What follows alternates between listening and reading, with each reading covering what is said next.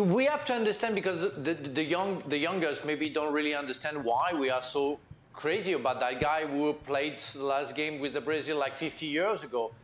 At the time that we discovered football in the 70s, more or less, French people were playing in a certain way, English were playing a certain way, Germany was playing a certain way, Brazil was playing a certain way. We were told about the Joga Bonita.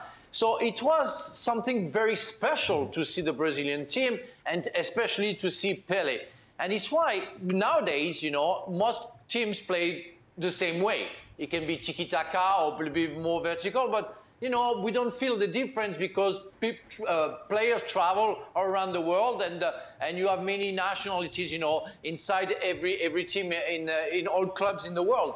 But at the time, as it's just been explained, Pelé was playing in Brazil, so you had a chance to see him mostly only during World Cups, and with his team, and playing differently in the 70s and even before.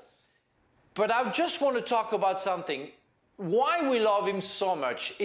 Because, as it's been explained also, he was an ambassador of football. He never criticized football. He kept everything for himself, because I was sure that he could have gotten crazy about, I don't know, the involvement of football, and the evolution of football, sorry, and that doesn't sometimes go for the best. But he always been nice. And when I first met him, in the picture you see on my right shoulder, it was after the FA Cup final in '97.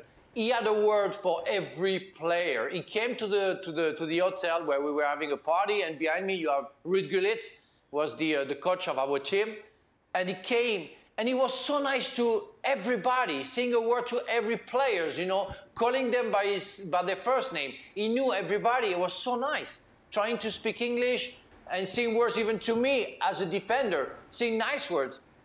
The guy was perfect in the world of football, And I met him in 2006 during the World Cup with Franz Beckenbauer. And he was talking to kids that I was with in a museum that they made for him during the World Cup. He was so nice to everybody. And that's something we don't really see nowadays. We don't see somebody being so perfect in so many ways. Kasey, it seems that you're loving this story that Frank's telling us.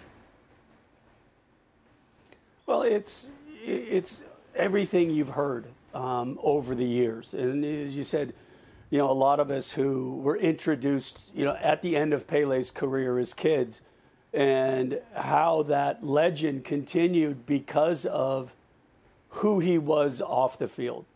I had heard stories of, the team bus at Santos having to wait an hour because Pelé just would be signing autographs for kids and everybody who was around, and just didn't want to disappoint anybody. And was clearly that guy that understood the bigger picture of being a player, that life doesn't stop as a footballer when you leave the pitch.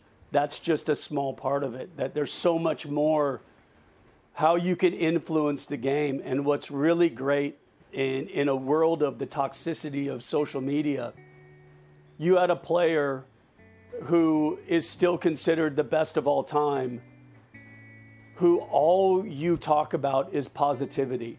And all he reflected was positivity in the game, when there was probably so many things that he could have brought up in a negative manner, but chose not to, just chose to keep that message.